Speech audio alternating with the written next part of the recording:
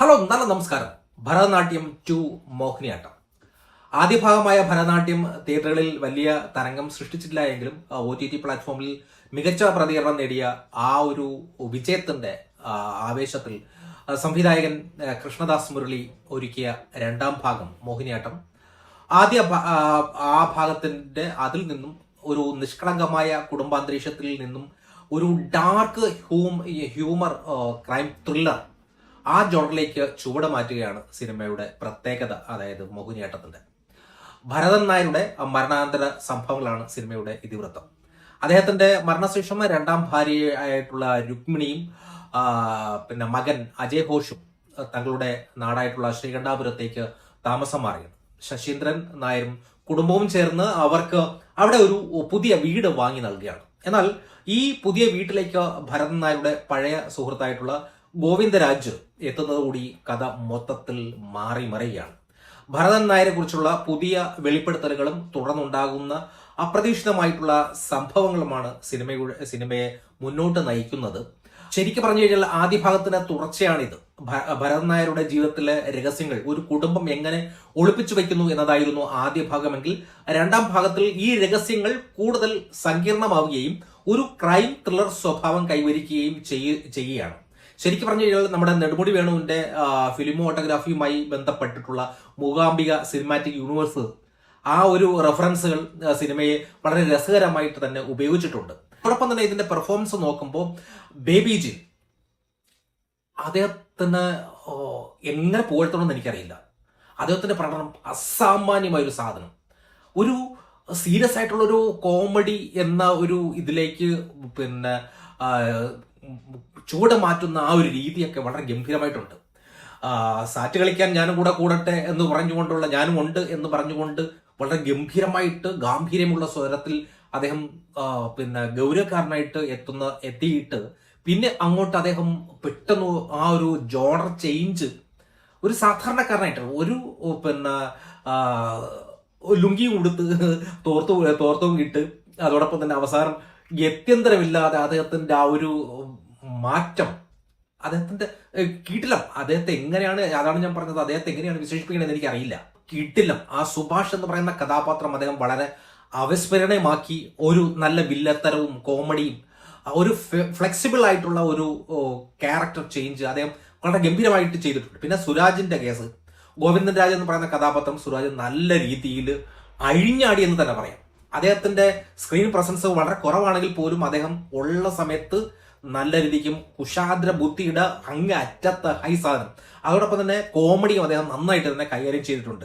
അദ്ദേഹത്തെ കാണുമ്പോൾ തന്നെ നമുക്ക് ഒരു ഒരു ഒരു ഫസ്റ്റിലത്തെ സീൻ മുതൽ അദ്ദേഹത്തിന്റെ എൻഡ് പോർഷൻ വരെയും അദ്ദേഹം നല്ല രീതിക്ക് അദ്ദേഹത്തിന്റെ പ്രസൻസ് കിട്ടില്ലായിരുന്നു. അദ്ദേഹം കുറച്ച് ഒരു 10-15 മിനിറ്റ് ഉണ്ടു, പക്ഷെ മതി, അതും മതി. അദ്ദേഹം അഴിഞ്ഞാടിയിട്ടേ പോയി, ചെറിയ ഇതാണ്. അതോടൊപ്പം തന്നെ വിനയ് ഫോർട്ടും ലാസ്റ്റിൽ വന്നിട്ട് അദ്ദേഹവും മൊത്തത്തിൽ അദ്ദേഹം മതിച്ചിട്ട് പോയി. പിന്നെ ഈ ബാക്കി കുടുംബത്തിലുള്ള എല്ലാവരും ചേർന്ന് പിന്നെ ഒരു ഗംഭീരമായിട്ടുള്ള, അവർക്ക് എല്ലാവർക്കും നല്ല സ്ക്രീൻ പിന്നെ സ്പേസ് ഉണ്ടായിരുന്നു. അതുകൊണ്ട് തന്നെ ഇവരെ വളരെ ഗംഭീരമായിട്ട് തന്നെ എല്ലാവർക്കും അവരുടേതായിട്ടുള്ള റോൾ ഇതിലുണ്ടായിരുന്നു. ആ ഇരട്ടകളായിക്കോട്ടെ, ആളിയന്മാരായിക്കോട്ടെ, സഹോദരിമാരായിക്കോട്ടെ, അവരെല്ലാവരും നല്ല ഗംഭീരമായിട്ട് തന്നെ, അവരുടെ അമ്മമാരായിക്കോട്ടെ, അങ്ങനെ അവർ മൊത്തത്തിൽ ഒരു നല്ല ഗംഭീരമായിട്ടുള്ള പെർഫോമൻസ് തന്നെ ഉണ്ടായിരുന്നു. എല്ലാവർക്കും അവരുടേതായിട്ടുള്ള ഒരു സാധനം, സ്ക്രീൻ സ്പേസ് ഉണ്ടായിരുന്നു എന്നതാണ് ഇതിന്റെ ഒരു വലിയൊരു പ്രത്യേകത. കാരണം അവർക്ക് ആർക്കെങ്കിലും ഒരാൾക്ക് പോലും മാറി നിൽക്കാൻ പറ്റാത്ത രീതിയിലാണ്. പിന്നെ ഇതിന്റെ ഡാർക്ക് കോമഡിയാണ് ഇതിന്റെ ഒരു വലിയ ഹൈലൈറ്റ് സാധനം. പക്ഷെ അത് ചിലർക്ക് അത് ഇന്നായി കഴിഞ്ഞാൽ, ഞാൻ കാരണം ഇതിന്റെ പിന്നെ ഭരതനാട്യം റീസെന്റ് ഞാൻ കണ്ടതേ ഉള്ളൂ, അതുകൊണ്ട് തന്നെ എനിക്ക് പെട്ടെന്ന് തന്നെ ഇതിലോട്ട് ഇത് ചെയ്യാൻ പറ്റുന്നുണ്ട്. അതോടൊപ്പം തന്നെ അതിപ്പോ ഫസ്റ്റ് പാർട്ട് കാണണമെന്ന് ഒരു നിർബന്ധമില്ല.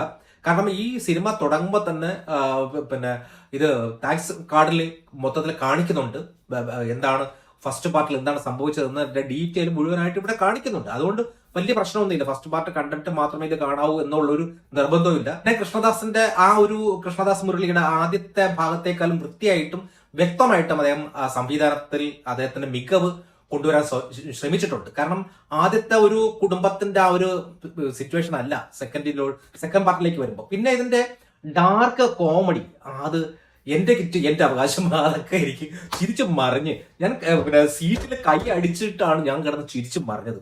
കാരണം ഞങ്ങൾ തിയേറ്ററിൽ കുറച്ചുപേരെ മാത്രമേ ഉണ്ടായിരുന്നുള്ളൂ. കാരണം സിനിമ ഇത്രയും ദിവസമായതുകൊണ്ട് വീക്കെൻഡ് അല്ലാത്തത് കൊണ്ടും ആൾക്കാർ എണ്ണം കുറവായിരുന്നു. പക്ഷെ ഞങ്ങളൊക്കെ ചിരിച്ചു മരച്ചു. ഞങ്ങളൊരു 10 പേരെന്തോ ഉണ്ടായിരുന്നുള്ളൂ എന്ന് തോന്നുന്നു തിയേറ്ററിനകത്ത്.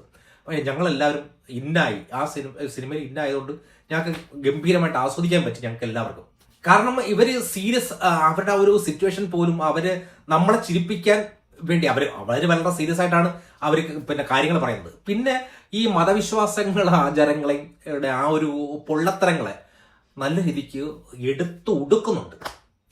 പിന്നെ ഈ ദൃശ്യം, വെട്ടം, ഏഴാറിവ് തുടങ്ങിയ സിനിമകളുടെ ആ ഒരു രസകരമായിട്ടുള്ള റെഫറൻസ് ഇതിൽ ഉൾപ്പെടുത്തിയിട്ടുള്ള അതും എനിക്കൊരു നല്ലൊരു ബെസ്റ്റായിട്ട് എനിക്ക് തോന്നി. പിന്നെ നന്നായിട്ട് ചിരി പടർത്തിയ ഒരു സാധനം വെട്ടം ക്ലൈമാക്സിലെ സമാനമായി ഒത്തുചേരൽ രംഗം, അതോടൊപ്പം ബേബിജിന്റെ ഗേറ്റിൽ തൂങ്ങിക്കിടക്കുന്ന കുറെ നല്ല സാധനങ്ങളുണ്ട്. അദ്ദേഹത്തിന്റെ ഡയലോഗ് ഡെലിവറിയും ഞാൻ പ്രത്യേകിച്ച് പറയേണ്ട കാര്യമില്ല കാണുമ്പോൾ. പിന്നെ കലാരഞ്ജിനി പിന്നെ പുള്ളിക്കാരിയുടെ അഭിനയം എൻ്റെ അമ്മ എന്തൊരു മുഖം കൊണ്ട് അദ്ദേഹത്തിന്റെ ഡയലോഗ് വളരെ കുറവാണ്.